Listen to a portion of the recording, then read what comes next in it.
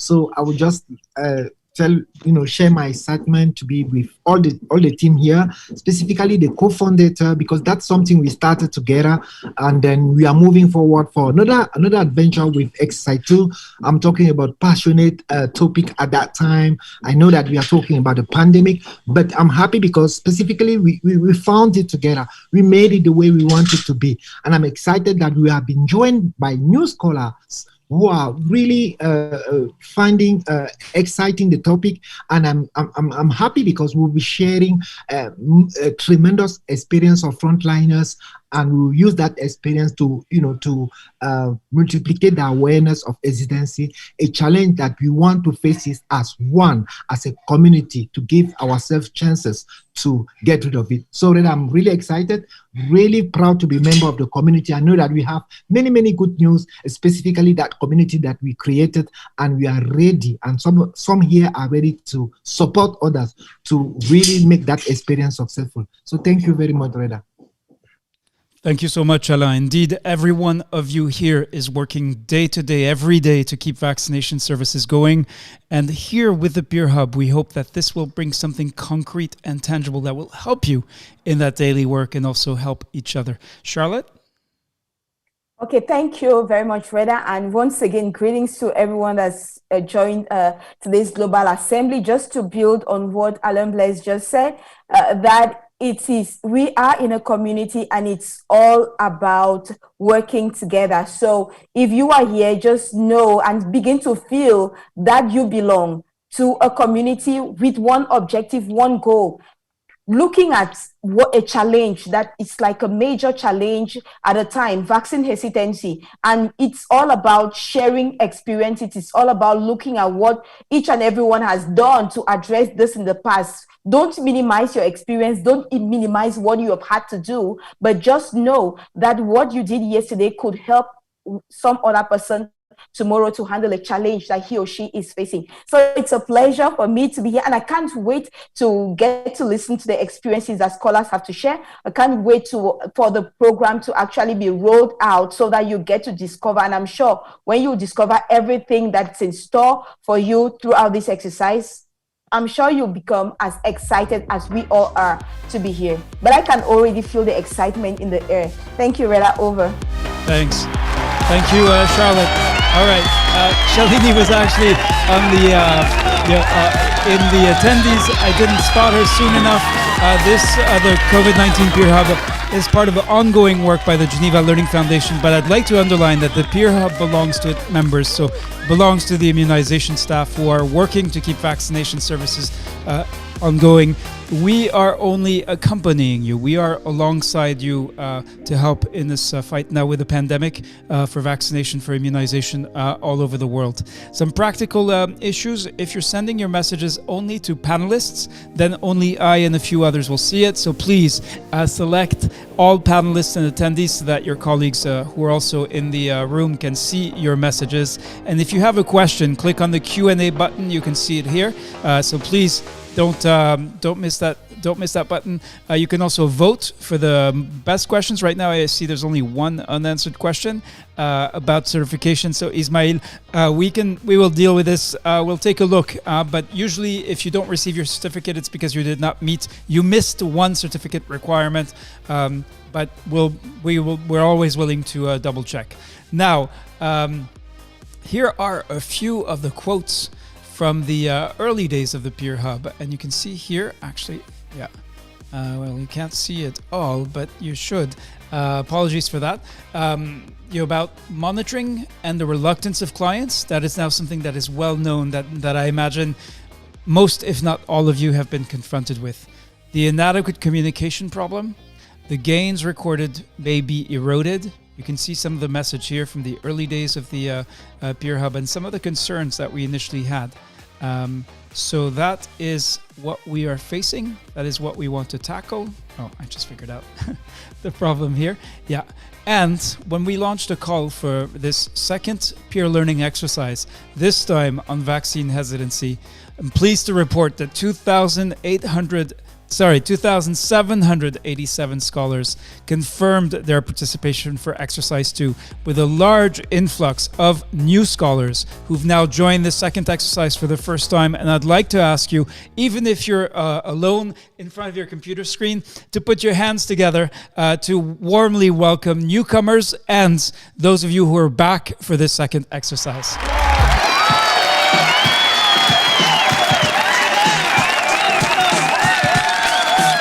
I'm sure if we were in a physical room together, we would indeed. There'd be lots of cheers and applause. Now, today I'm going to give you the breakdown of what you need to know to make it through this exercise, whether you're new or whether you're a seasoned scholar. So here we are. This is a reminder of what we have done since July 27th, what you have done.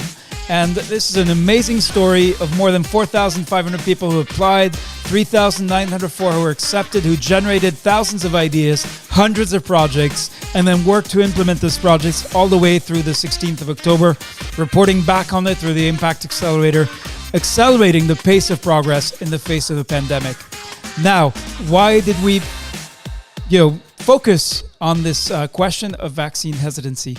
When in the Ideas Engine, and you'll be getting access to the Ideas Engine soon if you don't have it already, this question of restoring demand for vaccination through communication with communities and caregivers. You can see how many ideas and practices, more than twice as much as the next highest item, even higher than health worker safety. Just think about that. That means this really was a concern. And so we thought, well, in this, the whole point of the Peer Hub is sharing ideas and practices, sharing what works. And this is not to say do this or do that, but this is to nourish your thinking, to help you analyze what is making the difference for you, what is making the difference from others, and what we can learn from each other. And you can see here crisscrossing ideas, even from the United States or from South America, from various countries between continents, and you can see crisscrossing ideas and being shared. The same thing with different project roles, people who might be at the national level working in the capital city, really sharing and learning from ideas of subnational staff, of NGO staff, and really, again, crisscrossing sharing of ideas. The same between the different levels of a system. And this was in the first peer learning exercise. When we thought about this, we said we have to do the second one. We have to keep going to help support and help immunization staff support each other through this unique process. Now, this is not for everyone. And I'd like to also remind you that when you signed up, you also made 3 commitments. Remember the application form. So maybe you were in a hurry and you just clicked I accept 3 times, but we're going to share the slide deck with you, and please take the time to review these very carefully. There are 3 commitments. The first is a pledge to achieve impact. The second is a commitment to progress in the fight against COVID-19. And the third is about your commitments as a health professional serving public health. So if you disagree with even one line, one dot, one I in these commitments, then we'll ask you to leave the Peer Hub. This is how serious we are about having shared values be the foundation for our work together. So that is what we are about. And now I'm going to tell you a little bit about who we are.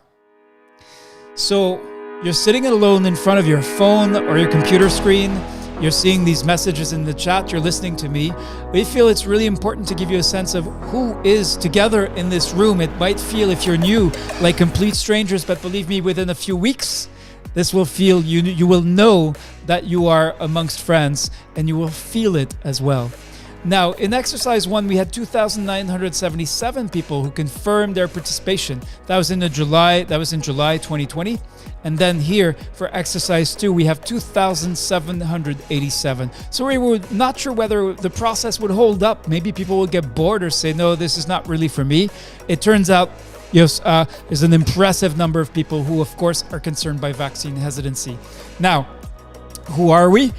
We asked you for your country of focus. I'm going to get myself out of the way so that you can find your country on the screen. And there are people from 86 countries in the Peer Hub. And you can see them here from Afghanistan to Zimbabwe. All right, so once you've found your country, I'm now going to show you the countries by number of participants. French and English confirmed. There's a Francophone group working separately only because of a language issue. And you can see here you have 524 people from Nigeria who have committed to the peer learning exercise and vaccine hesitancy. The next largest group is the Democratic Republic of Congo with 478 participants. Cameroon with 183, Burkina Faso 164, Ghana 139.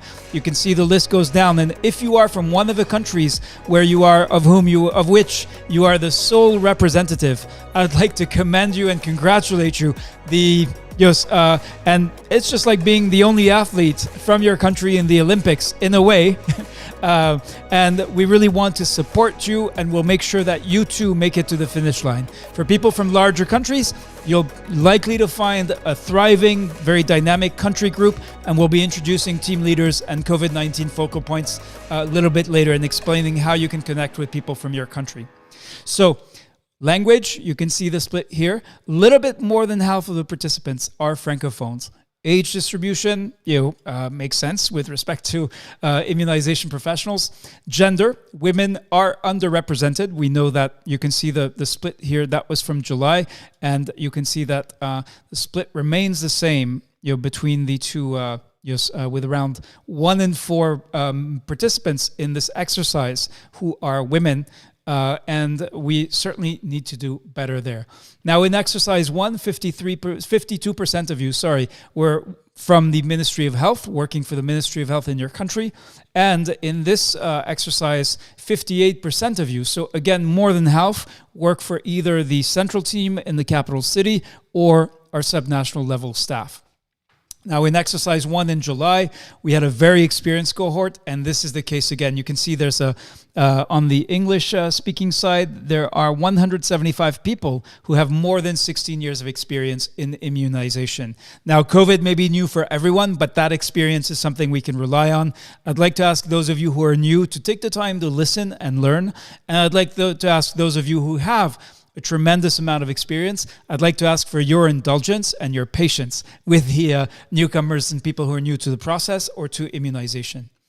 Now, in July, we also asked about experience in outbreak response, and you can see we have a lot of people, again, with tremendous amount of experience in outbreak response. In some countries, more than in others, but still, we have a very, very experienced group. So this is the first stop. I want to ask now I see 4 hands already raised up. I'm going to lower the hands. And because this time I'm going to ask for answers to these 4 questions, I'm going to paste them into the chat because I know some of you had trouble seeing the screen due to bandwidth issues. And I'd like to ask, I see 3 people have already raised their hands. Right. So introduce yourself, your role, employer, city, and country. Tell us how you're involved in the COVID-19 response in your country. Tell us what's the most critical challenge that you're facing in relation to immunization services and COVID.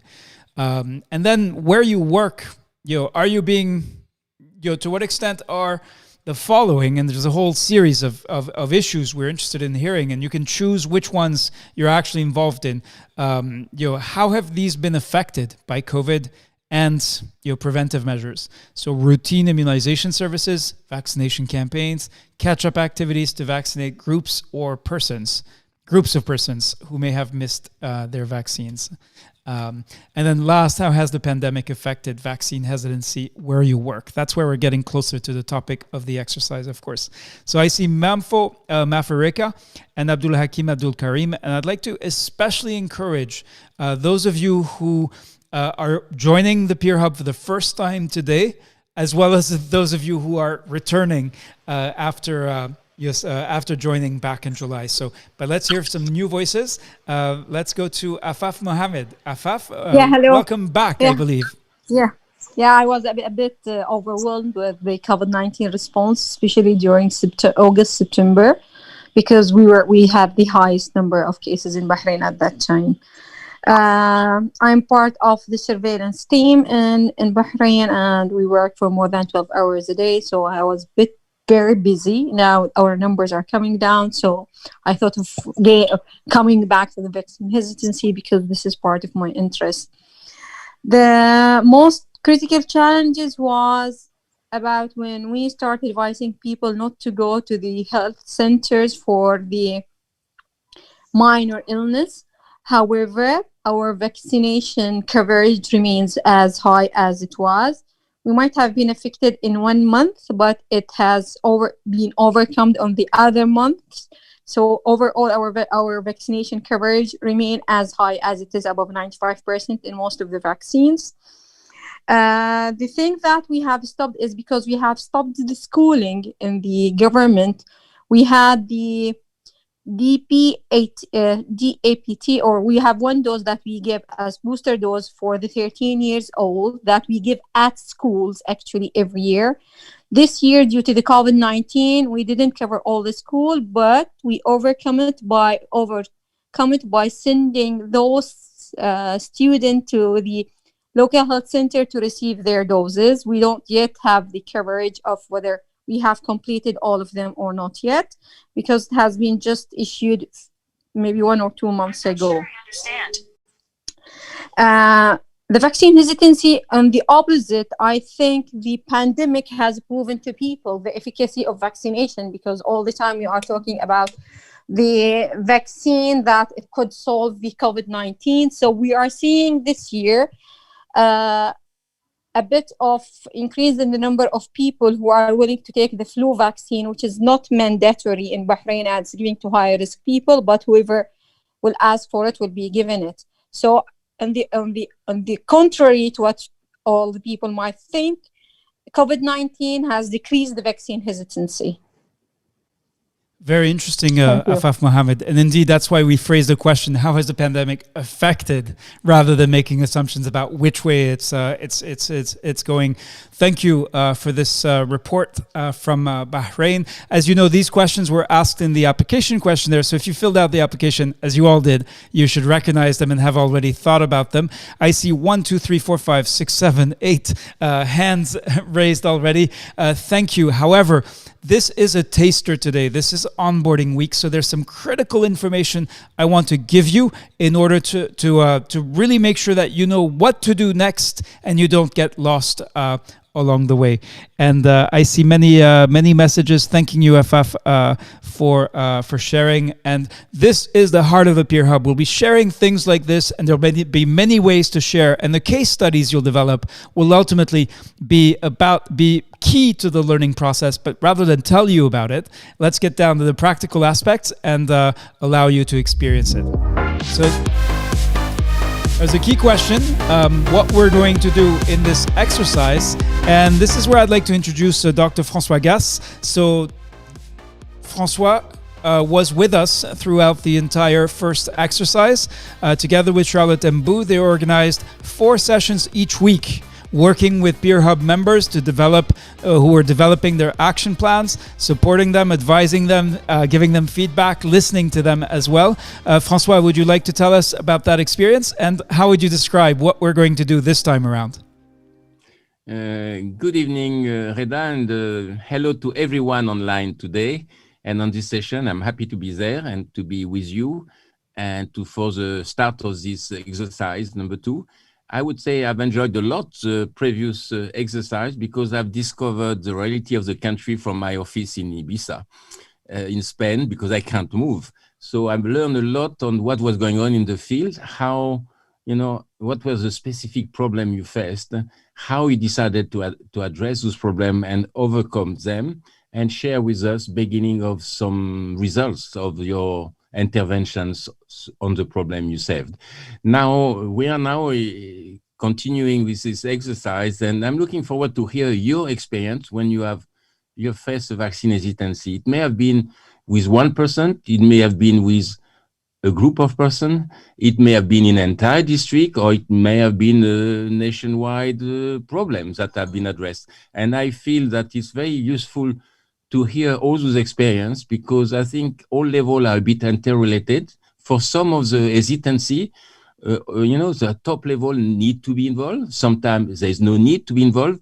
And I think the sharing of your individual experience that reflects your own context is very useful for everyone.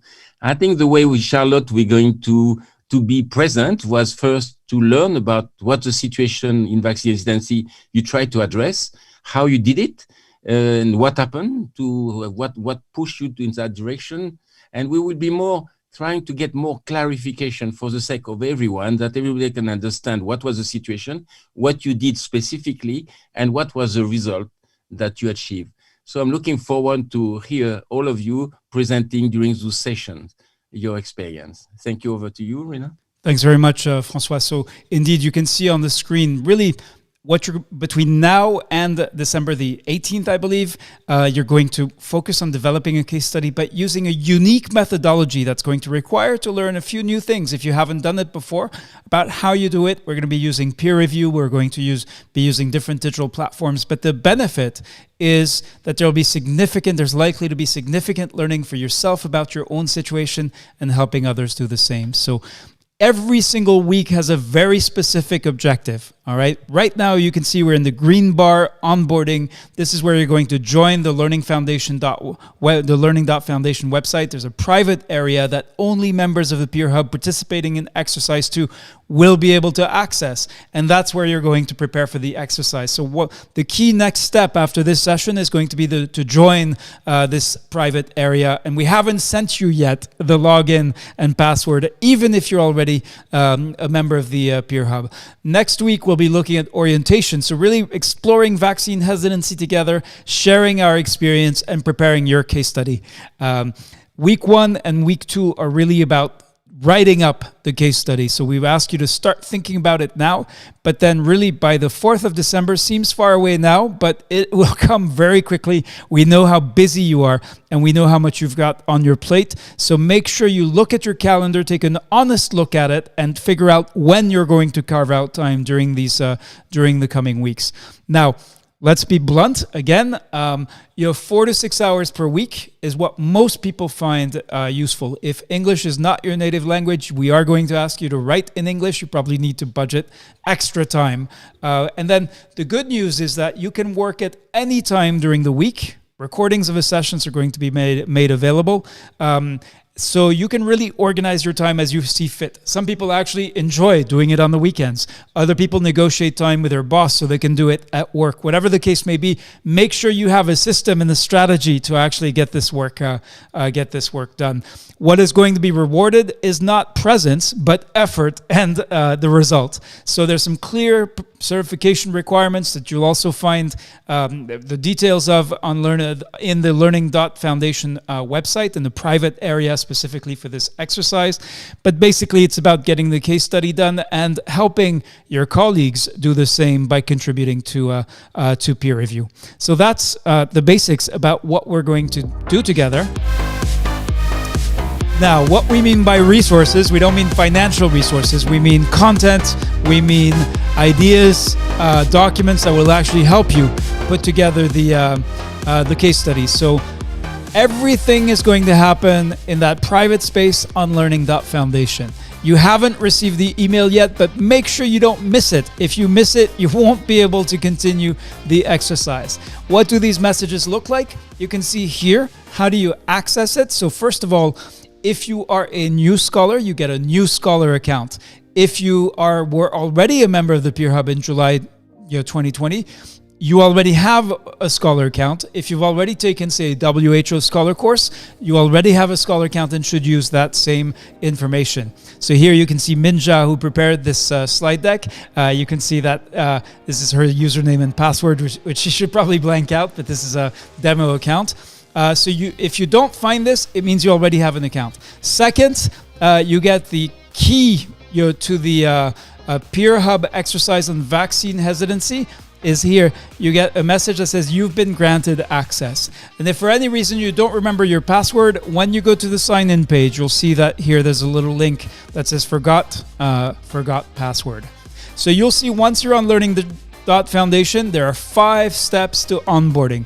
All 5 steps have to be completed by Friday. Some of them you have probably done already, others maybe not. All right, so that is what you need to know. I want to turn to Alain for his 3 top tips to new scholars who are doing this for the very first time. Alain? Yes, Reda, thank you very much. And once again, good evening, good afternoon. So it's quite difficult to to just have just three Reda, but I think that is possible. First of all, I would say that the first thing to do as a scholar, as someone who believes that walking that extra mile, taking that load of work despite your own challenges faced at your workplace is the motivation. You have to be motivated. The motivation will make the difference. The desire to make that extra mile, to be in that community, to be helpful, to contribute, to learn and share.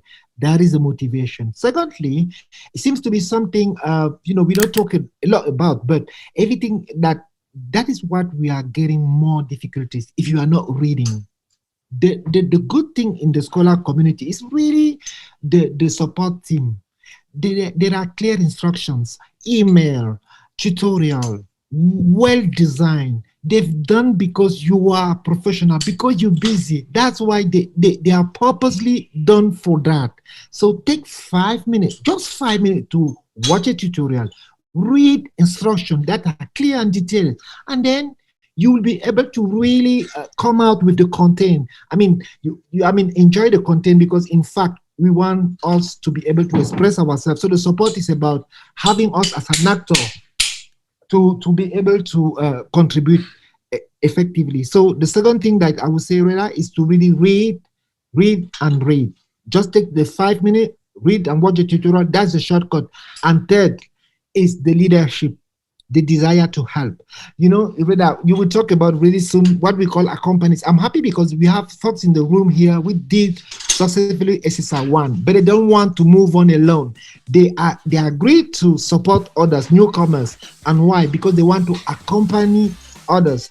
And the good thing is, in the solar community, the more you provide your support to someone else and a professional like you, the better you understand the topic, the That's better great. you participate. Thank you so much, we'll Alain. be sharing the bread. That is something that I would say. Support All right. others as soon as So you have. next question. Some of you are asking very good questions. I've tried to answer in the chat. Remember, you should be using the Q&A to really make sure you get an answer to your questions. How do you get support if you need help? If what I've said so far is kind of confusing, you're not sure what you're supposed to do next exactly, well, first of all, you have, unless you're the only person from your country, you have people from your country who are also participating. When you join your country's Telegram group, you'll be able to meet your team leader for the country and the COVID-19 focal point. And then you'll be able to request support as well as offer help to others. So really think about your country colleagues as a resource. But remember, this is about the exchange between countries. So what I'm going to introduce next, what Alain kind of gave it away, is really about breaking bread together. And that's key to what we're doing in the Peer Hub. So it's not only about getting technical work done, it's about sharing. And in fact, it's so much about sharing that over the course of time, more than half of each previous cohort or group has volunteered to help the next one.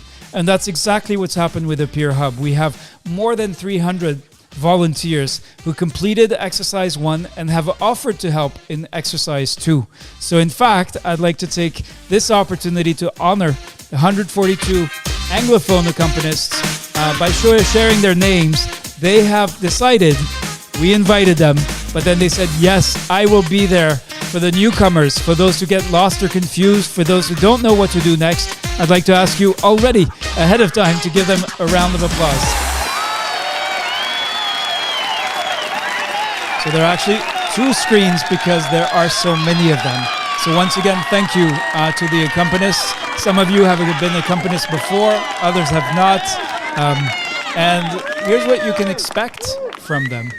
You can ask, remember, they are just like you. They're holding down a full-time job and they've decided to join the Peer Hub to figure out how, by being connected with each other, we can do better in the face of the pandemic to keep vaccination services going and to prepare for vaccine rollout and delivery as soon as a safe and secure vaccine is available in your country.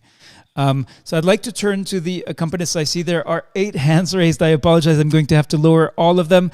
Again, today is a teaser. We're just giving you a little bit about each each aspect, the things you absolutely need to know to make sure you progress in the Peer Hub, especially if you're a newcomer. So I'd like to ask one of the 142 Anglophone accompanists to raise their hands and to share with us, introduce yourself. What's your motivation? Let's go to Mohammed Imran Qureshi. All right. Imran, over to you.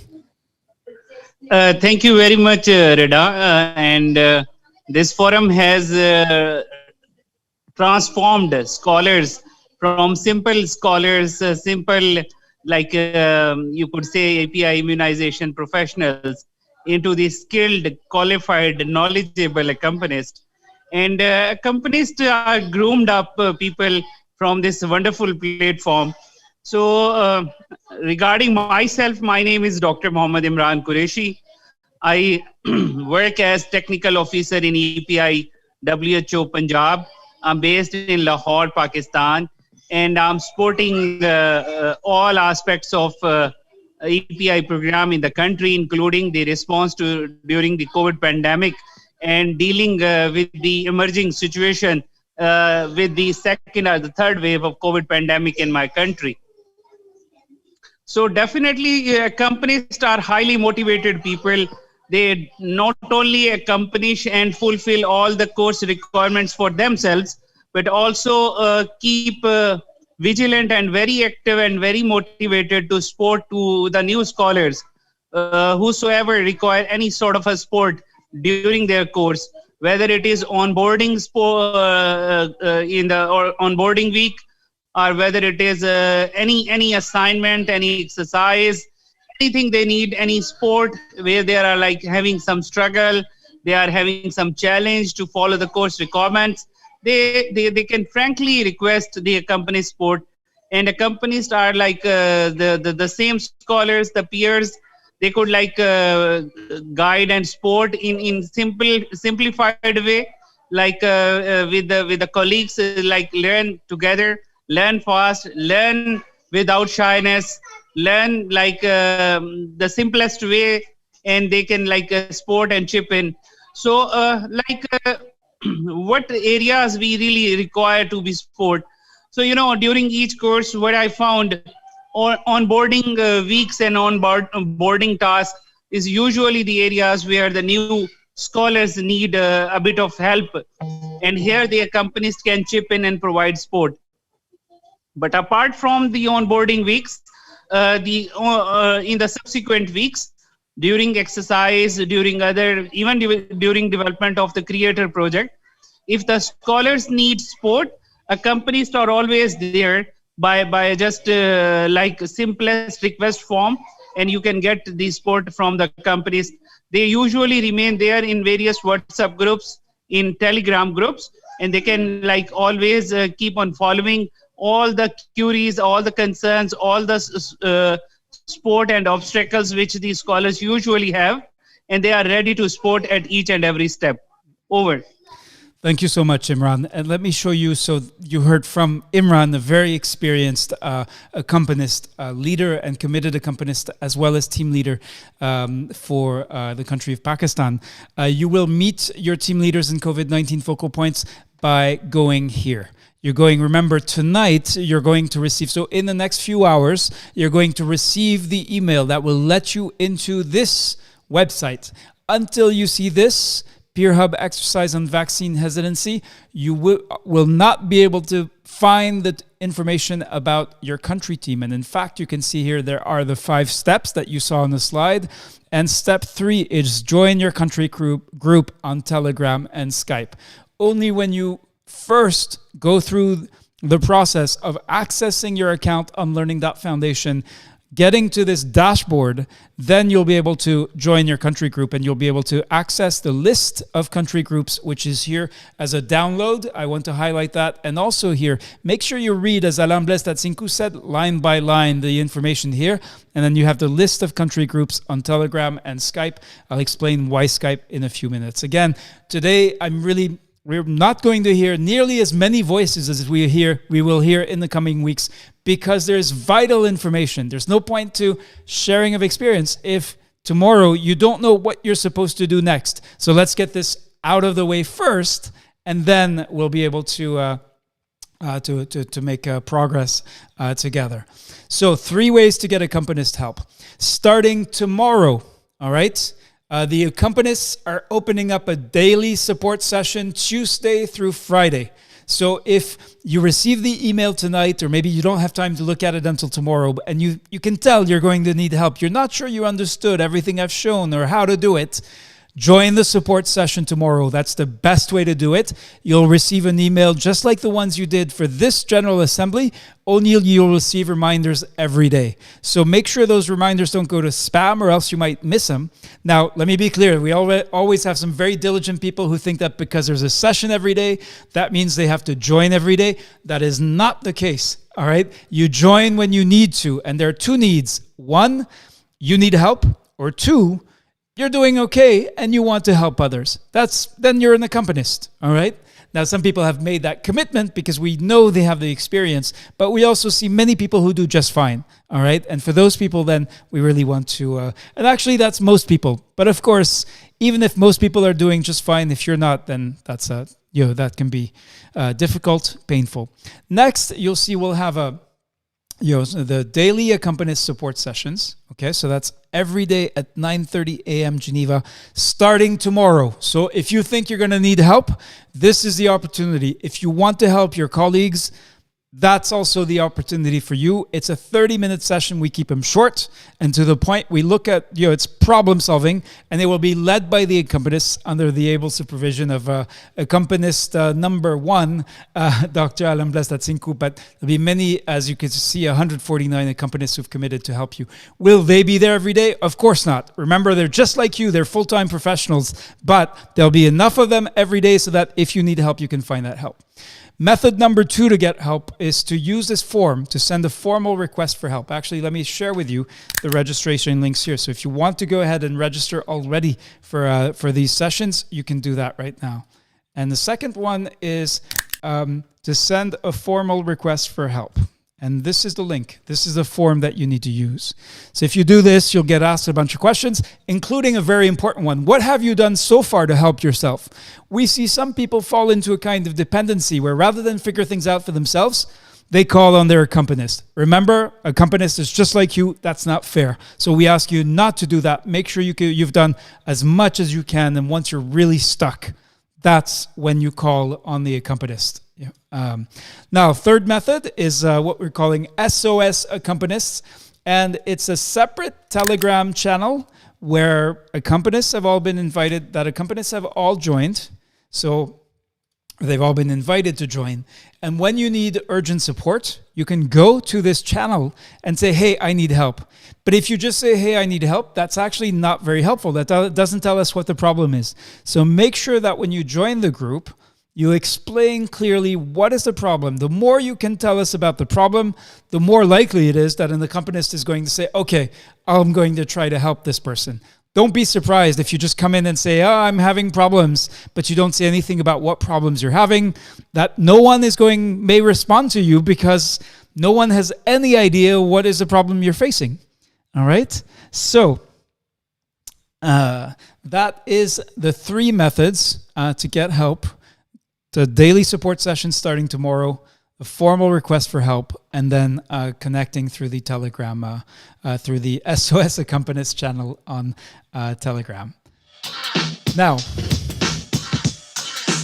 we have worked our way through the key information. We'll have more information like this on Monday. Yes, that's right. So Heaney just said it very well. So the Dream Team has become a big team of 150 plus. I introduced Shalini Kare, Alain Blaise Tatsinku, and Charlotte Mbou. They're now supporting 149 accompanists who are supporting 1,200 Anglophone participants. Now, here are the questions we've got for you. And this is, again, we'll give you a taste of what we're going to do in the next few weeks. I'm again lowering all the hands. Thank you. And not everyone is going to speak, is going to get to speak in these sessions. We appreciate also one thing you can do is go to the chat and type your responses to the questions. In this case, for those of you who have trouble seeing what's on the screen, I'm going to share this in the chat so you can see what the questions are. And we're going to call for volunteers. And this is really getting at what you'll be doing in the case study. Have you ever convinced someone to vaccinate children who needed it, and they started out being with hesitation or maybe even fear? So these are the 8 questions. So what was the situation? Was it before or during? Okay, I see Gioni M5 Plus. I'm guessing that's a device name. Gioni M5 Plus. You raise your hand and you're lowering. Maybe you're trying to figure out how this works. Warm welcome to you. Don't forget to introduce yourself. Tell us who you are, where you work, city and country as well. Go ahead, please. Yes. Hello. Yes. Please introduce yourself. Tell us who you are and what you do. Hello. My name is Nos Ibrahim from Nigeria. I'm working on the General Hospital Bunza.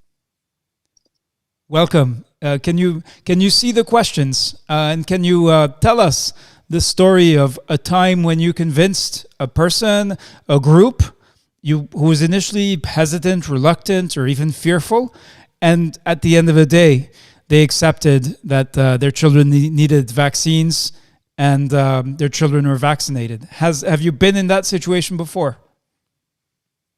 Yes, I have been trying my best. Hello. Yes, we hear you. And Anita Bargava, you'll be our next presenter. So I ask you if you can mute while we listen to our presenter from Nigeria. Go ahead. I used to convince several people on COVID-19 vaccination several times. Actually, it is very fearful for the others, and the rest is very simple, and the simplest, easier ways to agree with the vaccination. The major this thing that we are encountering, just like some, they are not even agree with those COVID-19 problems all over the world. But seriously, very soon they will agree with the vaccination. Inshallah. Can you clarify for me? Do you administer vaccines? Are you a vaccinator, or do you manage? I understand you work in a hospital, or do you manage a vaccination program, or what exactly do you do? Used to manage in the hospital. Okay. And so, can you give me one example of a situation where that you were involved with directly? So not just the nurses or the doctors told you about what happened, but you were there.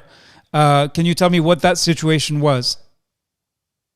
I'm also a professional nurse working with the hospital committee.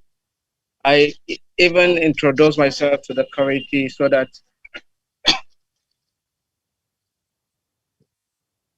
I'm talking. I mean,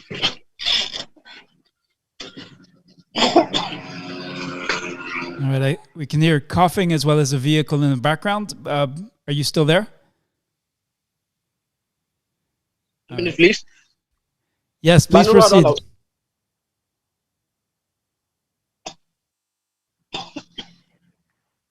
Hello. Sorry for the interruption, please. Yes, please proceed.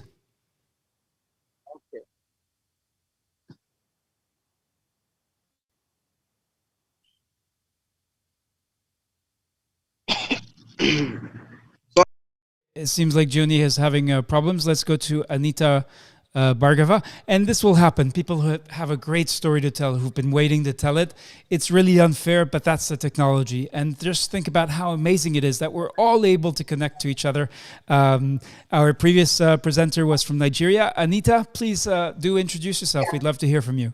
Hi, Rita. This is Dr. Anita from India. And I work as a monitoring, evaluation and learning officer at JSI New Delhi. Okay. So the story which I have, it is a very fascinating story and it's almost an year back. I, whenever recall this story, I absolutely gets fascinated about the story and telling you, I am not a public health professional and I'm not at all directly involved into the immunization services. But yes, because I immunized my child, so I know the importance of the vaccination and immunization, and that's why I was very curious if I someday, somewhere I can help someone to get her children or other people to get immunized. So the story goes like that. I was at my hometown, that is Gujarat, if you have ever heard of that. It's a state of India.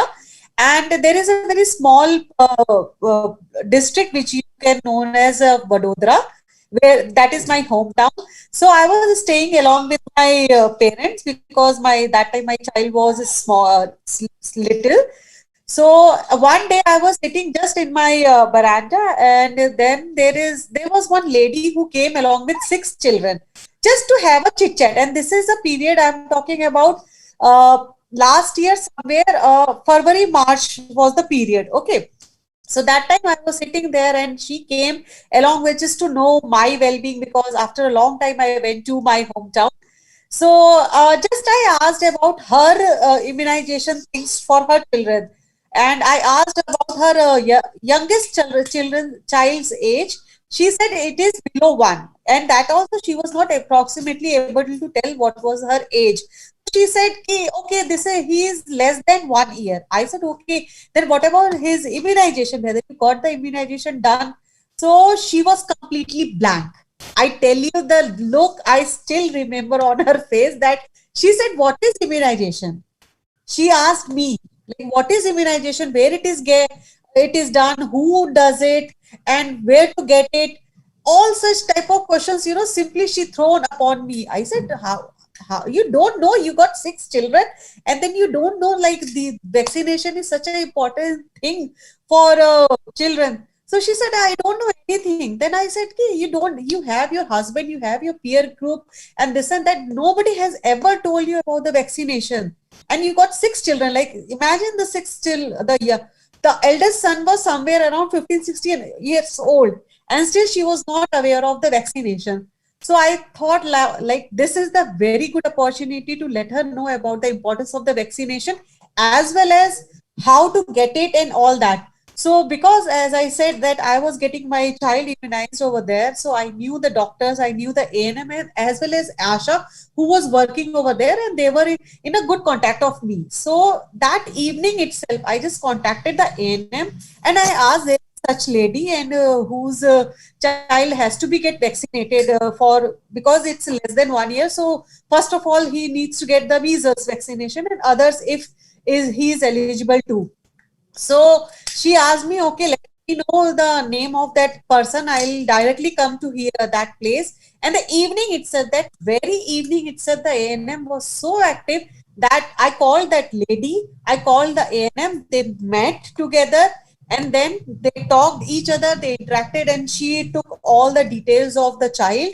And the very next session, wherever it was going to held, she said, please do come along with this card, along with this. And Asha also took the responsibility to bring the child along with her mother.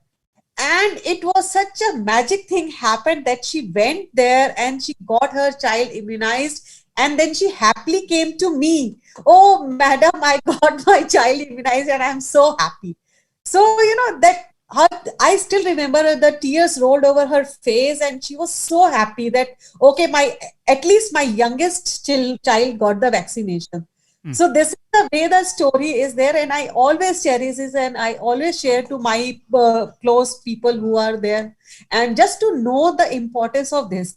And this way also, I now got the recognition in my society. Okay, this is one lady that from whom we can contact in time of such type of things when we don't have awareness of vaccination. And through me also, now it has percolated down, or it had trickled down to, nearby places. So I feel really great about that thing. So this is the small story which I wanted to share. Thanks, Reda. Thank you, Anita Bhargava, for this for sharing this story. So, as I understand it, you are a medical doctor, but you don't at all work in immunization. But you were able to personally, in the sort of private sphere, influence and then move someone from hesitation to acceptance. That's a very interesting case, and we hope there are more people in civil society who are doing this in a rational, sensible way. Thank you, Anita. So we have, again, many hands raised. We have just under 10 minutes so I would like to ask, it would be lovely to hear from new voices. So if you have already been, if you are new, I especially encourage you to raise your hands. Not to say we don't appreciate people who are quite willing to share. So let's go to all right. Let's go to let me see. I saw there's some people who lowered their hands. It seems. Let's go to Esther Kabange. Esther, please go ahead and unmute yourself. You now have your microphone is now active. Go ahead, Esther. We'd love to hear from you. And please don't forget to introduce yourself. Tell us who you are. If you're new or returning to the Peer Hub, whatever the case may be. Good evening. My name is Esther Kabanji. I'm from Ghana, a health information officer. My experience with vaccine hesitance was, I think, somewhere in 2017, where I was monitoring a local community where almost everyone. Esther, sorry to interrupt. Can you tell me city, country, and your role, please? Country, Ghana, and then the city currently is Kumasi. But the challenge I had was in Wa, in the Upper West region. Yes. With the community I was basically a peasant farming community where almost everybody lived for their farms, and we were carrying out an exercise. So, and targets have been given. After day 1, day 2, we were not meeting our targets. So what happened was we had to involve the community members, and then we have to move from door to door instead of positioning ourselves in the designated areas. Yes, and that actually works for us. We're able at least to get close to our target, though we're not able to make it. And I think what helped us was the community involvement. We involved the unit committee member who led us in everything that we were doing. And he was able to talk to his people, and they were able to give us access to get the children being vaccinated. Thank you. Thank you very much. Can you tell us, so the relationships with the community members, were these already in place, or was it something that you had to build in response to this problem? Yeah, they were already there. They are always there. Okay. Yes, they were already there. And was this was before the pandemic? Yes, far before the pandemic. Okay, yeah. So then, so can you tell us, in the conversation you had with these community, with the sort of community relationships that you had, what words did you use to get the messages across? Tell us what you actually said, if you're able to recall. Once we realized we're not meeting our targets, what we did was we talked to the unit committee member to help us assess the children so that we could give them the vaccine. And then we explained the importance. What was important? It was very important for us to give the children the vaccine. And then what it means for some of the children being mixed out of the exercise. And then we tried to convince him by using words. Example, those kids having polio challenges, we use them as example to convince the unit committee chairman, and then he led us in all the things we were doing, and we were successful. That's a wonderful story again, Esther Kabange, and we deliberately chose to focus on the stories where you actually move people from hesitancy to acceptance, which is not to deny the reality that in many cases such efforts do not succeed. But we believe there's more to learn from things where immunization staff were able to produce or foster change. So thank you very much for your contribution. I see many more hands raised. It's really wonderful to see this much enthusiasm on this topic. Okay, wow, there's like 20 hands raised. We have 5 minutes remaining, and again, this is disappointing for me because I would love to spend the rest of the time listening to such stories. I look forward to reading the case studies that you'll be developing in the coming weeks. But your goal today is not just to swap stories. It is actually to make it to this space that you are seeing here. If you have not seen this yet, except on my screen, if you have not been here yet, then that is your next step. And you will only be able to progress to this next step. Starting tonight, we're going to send you an email. So if you only access email at work, you'll find it tomorrow morning. And that email will authorize you to access the private space that is reserved for Peer Hub members who are participating in exercise 2. So you can see here, once you're here, you'll have 5 steps to work through. The first step is to really make room in your calendar for the Global Assembly. So you made it this time, or if you're watching the recording, you didn't make it, but we expect to see you on next Monday. Step 2 is to check that you are connected on Telegram. So to answer Afaf Mohammed's question, there is a general Telegram group. Now, if there's too much chatter, we give you an option to just subscribe to the announcements. So you don't have all of the discussions in the chat. You only get the important announcements from our team. Step 3 is to join your country's group on Telegram and Skype. Step 4 is really to start thinking about the case you will work. So answering questions such as those that you will see on screen. But just because you lived a situation, we'll first ask you to describe it, but we're also going to ask you to think about it. What does it mean? Can it be used in other places? Are there risks? Is it something that's recommended by your country, or is it something that you came up with and adapted in response to an unexpected situation? There's all kinds of questions we'll ask you to think about and consider. And step 5 is really, if you have trouble with any of these steps, you can jump to step 5, because this is about getting help if you need it.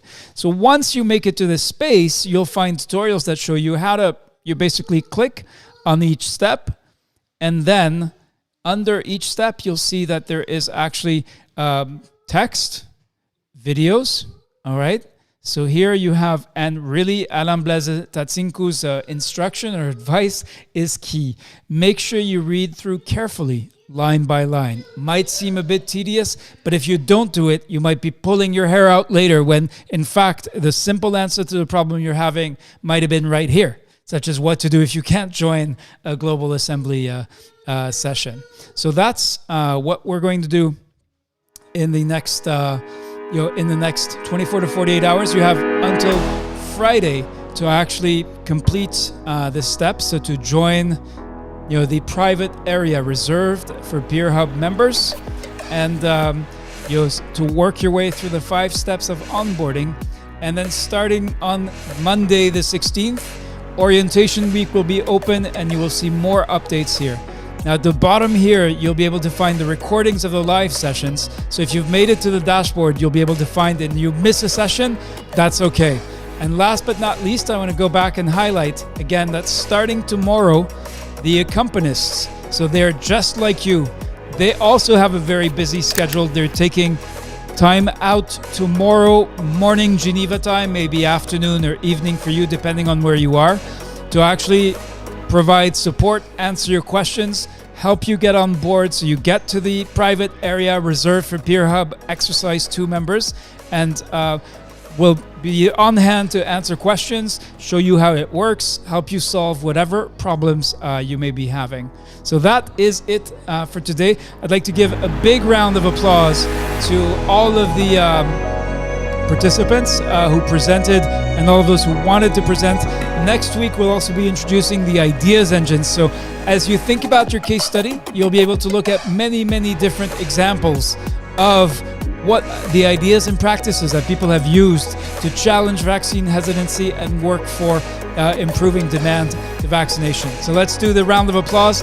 Thank you as well. I see the thank yous in the chat.